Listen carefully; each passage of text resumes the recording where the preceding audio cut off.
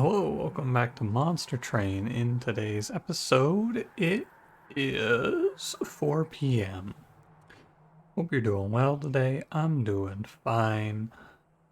I don't really have a strong feeling about today's run, I gotta tell you.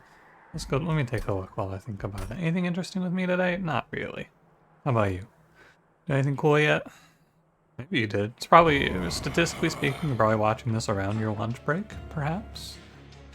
All three princes done. Kind of surprising, to be honest with you. For Awoken, it's interesting. What do I think is best to pair with Awoken? Let me give it a moment of thought. So, the first thing that jumps out to me is Hellhorned. Default Hellhorned. Because you have Horned Warrior in case you miss on all of the good Awoken units. You have Rage to help your Awoken units scale. You have Armor, which is kind of whatever. You have Imps, which can be good. All of those are good options. Second is Wormkin. You know the deal. Echo Transfer, Echo Infusion, good cards. Boost up the team a little bit. Third, of course, is Stygian. You're going to notice something if I pick my clans, by the way, which is that we're probably never going to pick Umbra willingly. And Melting is good. I want to say, so at the outset here, I have an innate bias against Melting. I know Melting is good. I respect Melting as a clan, as a secondary, as a support. I don't like it.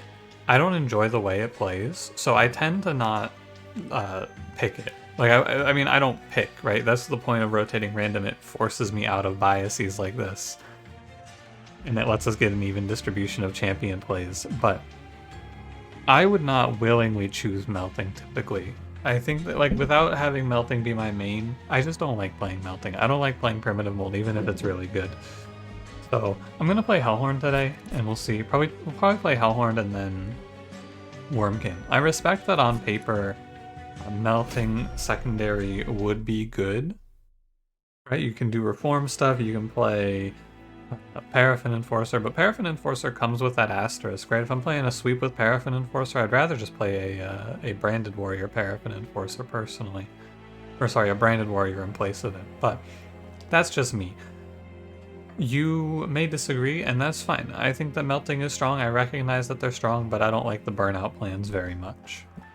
I play them because they're good, but I'm much more of an Awoken Hellhorn type. Anyway, for today, don't forget to like, comment, subscribe. Let's get rolling. Awoken, Hellhorned, Rage, Spell Shield, Chaste, Restoration, Detonation, Fledgling, and Pyrogrow. Great starter. Pyrogrow's whatever. I want to play... I'll take Imsicle. So, with Imsicle, I want to not play Cultivating here. Good news. Now, here's the interesting question. We have to play Explosive on one of these days. That's the thing. Is today the day for Explosive? So here's the deal, here's the thing. Much like I've been saying throughout the runs, Explosive isn't good. This is not a good path. I don't think I should pick it here because we're going to be playing a Rage plan, and this run is a little weaker because it's Chase Seraph. So I'm going to take the extra power of Spike Sentient, and that'll be that. However, you know what? No, I should have played Explosive because Explosive has better synergy with Imsicle. Yeah. That's my mistake. It's okay, it will survive, I'm sure. But I should have played Explosive here. Explosive is better with Imsicle.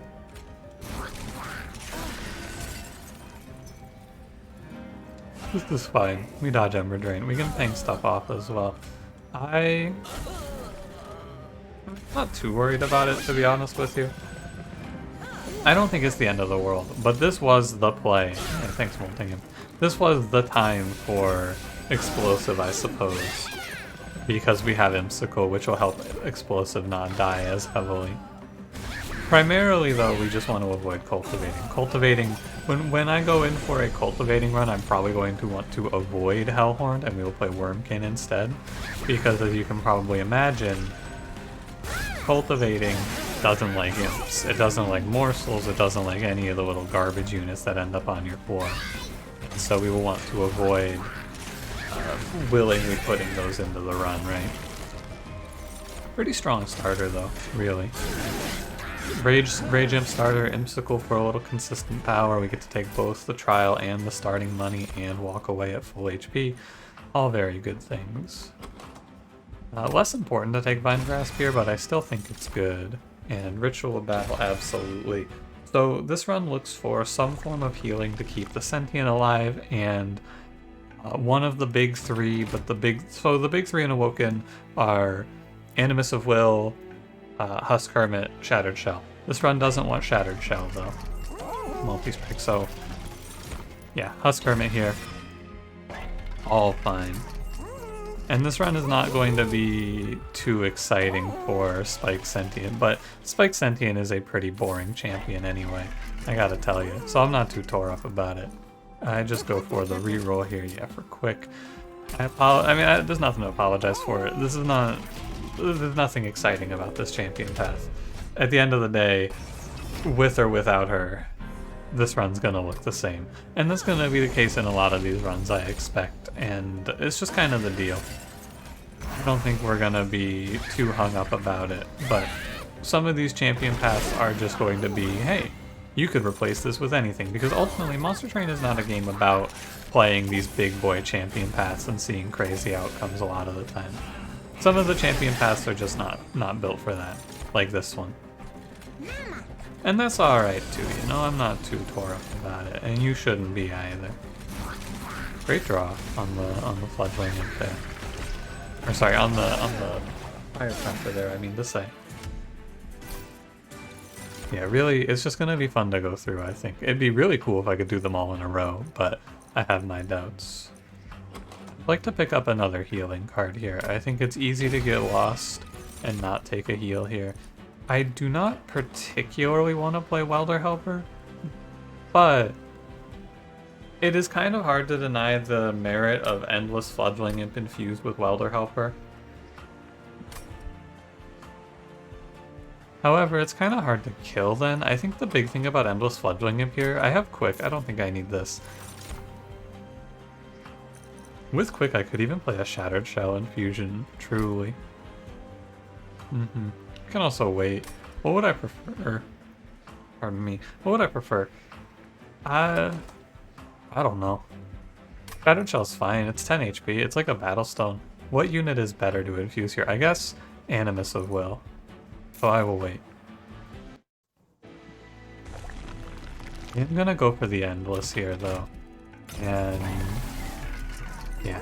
So I think it's better to do it this way with Endless and then self-infuse, because with Welder Helper on the infusion, I can't kill the Fledgling Imp as consistently, and Husk Hermit himself is going to struggle.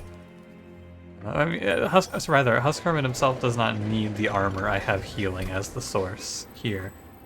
So we're just gonna keep him alive with healing.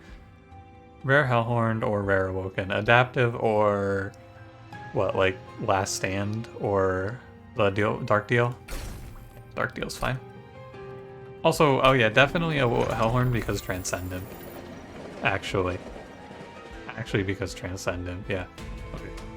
Yeah, keeping off the Welder Helper means that the Fledgling Imp dies more consistently, which is good. The Husk Hermit can be healed, and we don't need the Fledgling Imp as our scaling plan, which is fine. And then, on top of that, more damage is faster Husk Hermit getting kills. That feels awkwardly phrased. More damage is good because he kills faster. However you want to say it. He will take less damage overall because of Quick leading to more kills. More kills is good. That is what I'm trying to say here. Here comes Endless Fledgling. This is another day of Endless Fledgling Imp as the win condition. However, I'm not gonna look the gift horse in the mouth, you know? The game said, here you go, boss, here's your layup, and I'm not gonna say no. I guess what I should reiterate for myself and for you as well is that the goal of this series is not to, like, go through some crazy challenge. It is to just kind of do whatever the game says here. And this is what the game says today. The crazy challenge will come when we're in the Tethys Mines.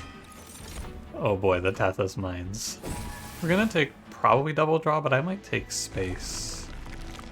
I could take space and then I could duplicate the Imp at the Hellvent. I won't kill them that often, but I probably just throw the Sentient away. I hate to do it, but not really that big of a loss, is it? Alpha Fiend Infusion. The multi-strike is worth more. Similar to the Reaper Prince run here, more multi-strike is better because we're just gonna rage up. I'm gonna take another Fledgling Imp. I'm gonna play this in the way that is the most reasonable. It's absolutely not volatile gauge here. Split Anvil is good. We're gonna be 100 pack shards after this, which is interesting too. I guess, to be fair to the Sentient, she is going to do the thing that Spike's Sentient does, which is get thrown on a lower floor and die, and offer a small amount of benefit on their way out. That's what the Sentient does. She goes on a lower floor, she dies, she gives you a slight amount of value on the way out. So, you know. None of this should be news to you. This champion isn't really rocket science, is it? This champion is not hard to pilot. However, she is actually going to want to be with the Husk Hermit. Looking at his HP now, definitely going to feel more safe if I have the Sentient on the floor with him. So I'll probably take space, and she'll just act as a wall of health to offer a little bit of certainty here.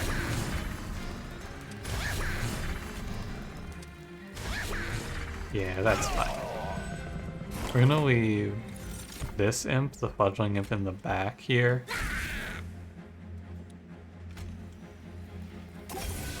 And we'll Dark Field. I do want... My man here has 30 HP. That's what I'm trying to get around to in my mind. That's the sentence I'm trying to formulate. With 40 HP, or 30 HP, he is a little fragile. Also, energy to help me play these imps isn't a bad idea. Energy and space to play the imps. I don't think draw was wrong, but... because it lets me draw into my Fledgling Imps in time, which is good. Yeah, this fight was a little scary. I don't think it was that scary, but it was a little scary. Brother does a lot of damage, though. I'm gonna pick Focus Growth. Synergizes with Split Anvil very well. Branding Right's okay. Branding Right synergizes with healing, because of the damage you take, you get to heal up. But Alloy of the Ancients is just better. I go to the trinket shop here for sure. The removals are nice, but yeah, something good here like Jack Strips. Jack Strips is just okay, I suppose I should say. What is Trader Skull gonna do for me? I think Jack Strips is a little bit better, although the enemies that die to Jack Strips don't really give me much value. Anyway, we hit Ashes, so Ashes and then you take on Broken Horn, and now every combat you generate, you are one Pyre Chomper away from a victory. Okay, what the hell is going on with my voice here? You hear this? A moment. Am I okay? I think so. I don't know, yesterday I recorded like a video or two and then I went and I streamed, and at the end of the stream I was like, damn. Like, I wanted to stream like an extra 30 minutes to finish up a mission in the Billions, and I was like, I cannot keep going. It is not gonna be good. So, hopefully this is not a bad sign. I don't think it is. I think maybe, like, it didn't seem like it should sound like that, but I digress. We're in an absurd position now with double summons as well. Double summons means my man here is doing 52 times 3 on turn 1. Probably incentivized to just throw Ritual out of this run, honestly. Although, it's just, I need energy, right? That's where we are now. I need energy, I need space. Theoretically, I don't need energy as soon as I roll the right unit, but that theory is not coming to fruition right now, I have to say.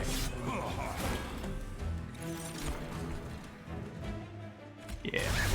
You know what card I really don't, or what relic I really don't want to play here? We have Pyrogrow as well.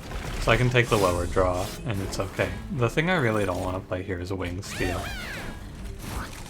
Because Wing Steel is going to make me start drawing imps that I can't play. I think that I actually go over on pack shards to play an extra an extra intrinsic here. We take an extra 10 for intrinsic, probably. 600 damage quick. He wins in 2 rounds. I think I can get it to 1 round win. Perhaps. It's close. How much is it? Get some. Get him! Oh, what is 314 times 3? Was that 942? Oh my god, he barely lives the first round. Well, I mean, the quick hit, I guess I should say. I don't want any of these. Maybe, like, restoring retreat because it kills an imp is not the answer to this run. One Horn's Tome, no thank you. Okay. Now we start going for removals here. Definitely Train Steward. I think that the next card to cut out... Ritual is unplayable, but I can see a universe where it becomes playable. I'm gonna cut 1 Restore for now. I take Intrinsic here for sure.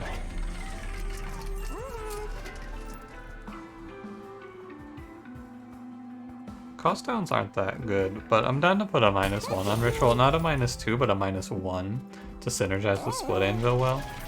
And then we're gonna go ahead and grab this Intrinsic for Fire Grow. That should fix my problems here. I get to take space. Basically, the thought is instead of playing Energy, I play Intrinsic Pyrogrow and then I take a draw in its place, and I'm offset by 1, right? The way you think about this is something that someone actually told me, and when they told me this, it made a lot of sense. Pyrogrow effectively costs you 3 turns of draw.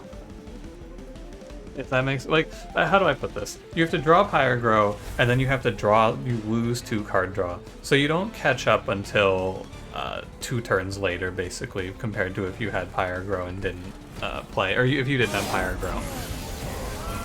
If I have Energy, I draw 5 cards, 5 cards, 5 cards. If I have Pyrogrow, I draw 5 cards, 4 cards, 6 cards, right? I think that is how it makes sense. I think that made sense. Let me say it again so I can make sure it makes sense to me. But on turn 1 you draw 6, but one of those cards is Pyrogrow. So the comparison here is a run with no Pyrogrow versus a run with Pyrogrow. The run with no Pyrogrow took Energy instead of draw. Right? So on turn 1 you're drawing 5 cards, and on turn 1 you're drawing 5 cards. It's even in both cases.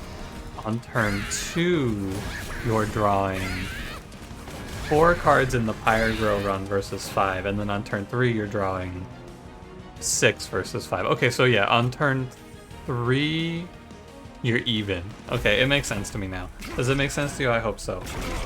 Basically, if you play Pyrogrow and you take Energy, or if you don't play Pyrogrow and you take Energy versus you play Pyrogrow and you take Draw, they are, assuming, this is assuming Intrinsic, by the way. Assuming Intrinsic, you are even on draw on turn 3, you're behind on turn 2. And then you're ahead every turn after turn 3, in terms of draw. This is very, like, nitty-gritty, and mostly I just talk about it because I think it's interesting to look at something like Pyrogrow and compare it. Because it's a little more nuanced than it feels. I believe, anyway. And ultimately, in a majority of cases, it's never going to matter, but I think that it's basically just optimal to play Intrinsic Pyrogrow with 1 card draw, and you'll be down like 1 card on turn 2, and then you're ahead every turn after that, versus being, was it like up a card on turn 2? Maybe there's a run where you need to draw a specific card on turn 2. But at that point, just don't Intrinsic Pyrogrow, right? You just play Intrinsic on whatever card you need to draw, unless that card's an imp, I guess.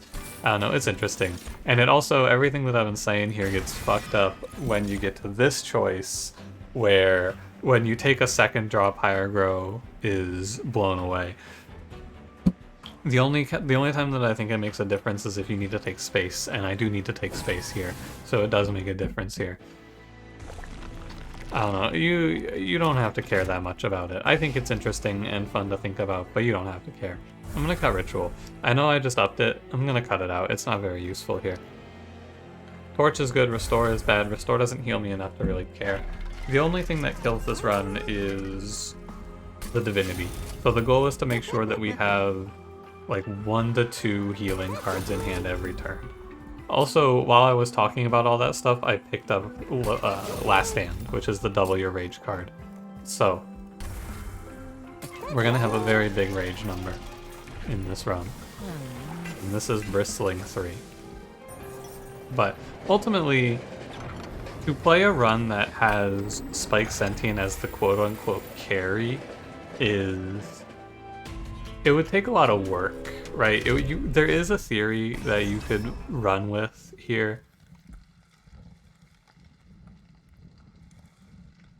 It's 10 rage, 20 rage per turn, that's 40, yeah, this is fine. So a theoretical run that runs Spike Sentient as the main carry, you would need... Thinking about it, you would have to play Symphony of the Soul, right? There's no way you don't play Symphony of the Soul as your play there. It has to be Symphony of the Soul. And then you just double your spikes enough times to win. But that's not really the purpose. I'm not trying to win these runs with the champion as the main carry.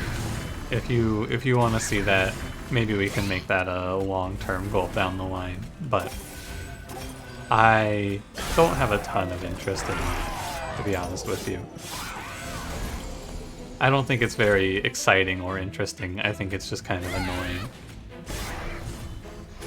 But because ultimately, and it comes down to a simple feeling I have about this game, which is I don't think the game is particularly fun when you're just sitting there spamming resets for the God run. I could do it, but I think that all it would do is make me have less fun, and I want to avoid that. Like, this is fun to me. I like watching the number go up. Look at my man, he's doing big damage.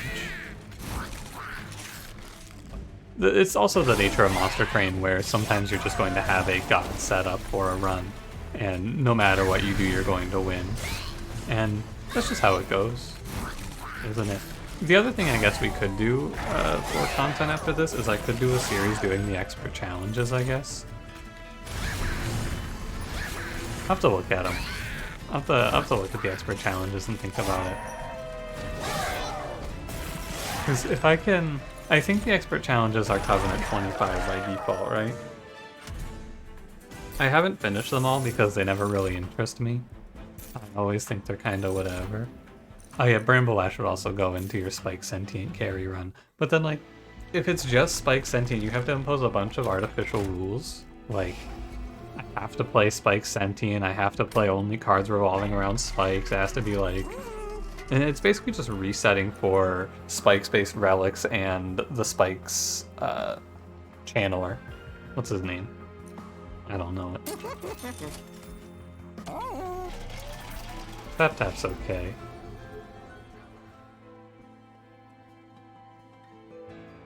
I'm gonna get rid of Dark Deal. This card is now pretty meaningless, and get rid of a Restore.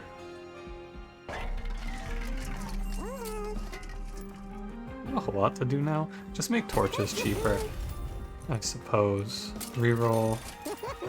Torches cheaper.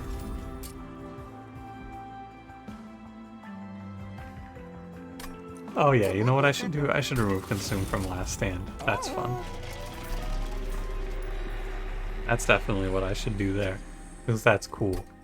I'll be able to play it with Unbroken Horn, most likely. I don't really want to make any removals here. I also don't really want anything to be duplicated. I guess I could duplicate Alloy. It's pretty harmless. I'm gonna cut one torch out. Okay, this is a Rage run versus Chase Seraph, but like I said, I was a little worried about it, but we're probably gonna be fine. Hey, we're probably gonna be fine here. What's he gonna do to me, huh? Nothing, that's what. Hey, we pull Fledgling him. We pull Transcend him. What the hell? Transcendent here? Cool. I'm gonna get in the habit here mentally of armoring up our boy here. Or Hermit. I think that what I will do, by the way, for tomorrow's run is I will not play Hellhorned, right? We've done our Hellhorned run. Hellhorned is a good combo.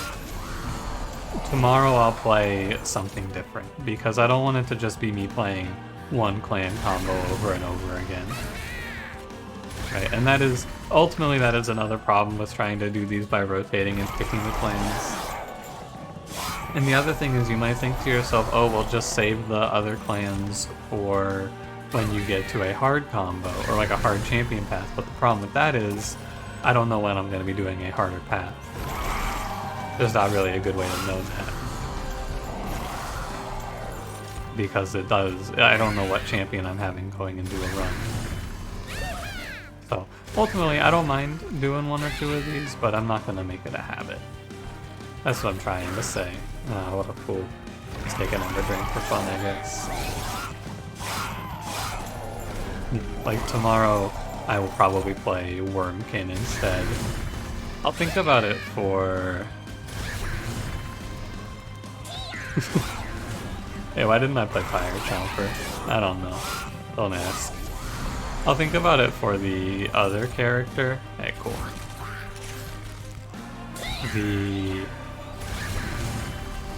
That's a lot of rage. I will think about it for not the cultivating, the rejuvenating sentient. That's what I'm trying to say. I'll think about if there's anyone that has a good combo with her. I don't really think so, but this is a good old-fashioned 1252 times 3 sort of situation.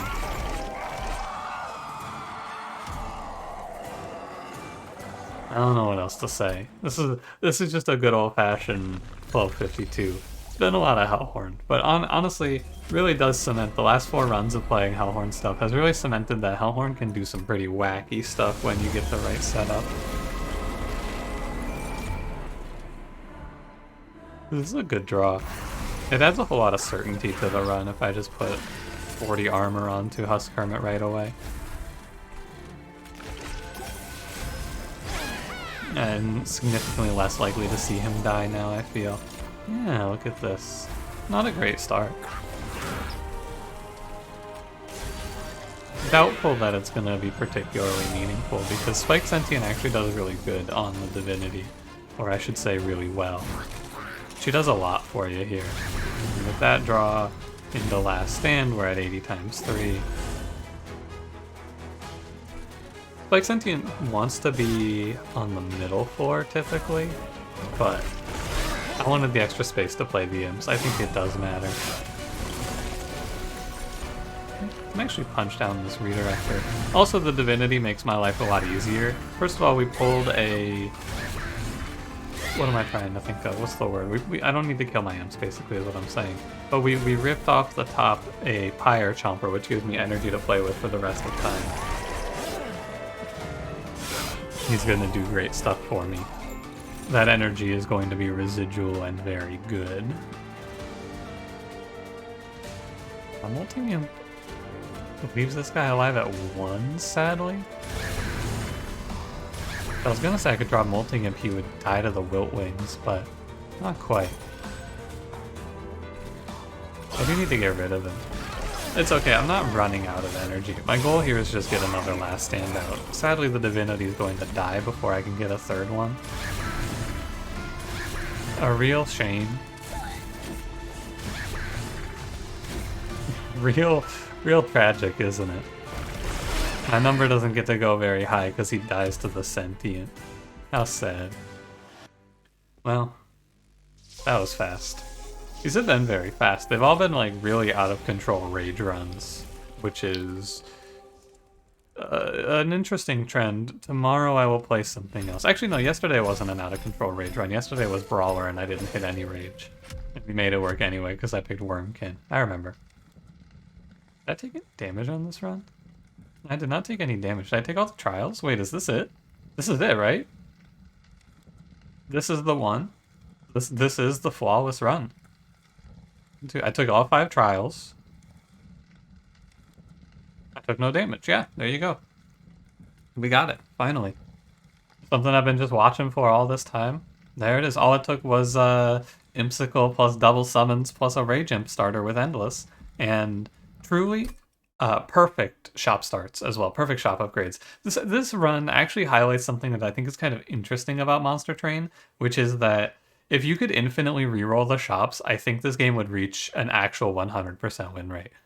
I think the only piece of difficulty that the game really throws at you these days is the runs where the shops don't give you holdover or multi-strike. Because in this run, I got perfect shop upgrades on my units in perfect time, and I got the perfect unit upgrade or unit infusion, and the run didn't look close. It wasn't even like slightly. There was no moment of concern, right?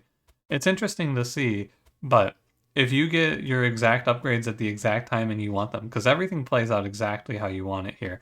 We get the endless self-infused duplicate welder helper. We get the multi-strike quick husk hermit. It gets a small start, or a strong start, and we snowball out of control into the flawless run. Yeah, I don't have anything else to say about it other than thanks for watching. If you enjoyed it, don't forget to leave me a like, subscribe if you want to see more, and I'll see you in the next one. Have a good one.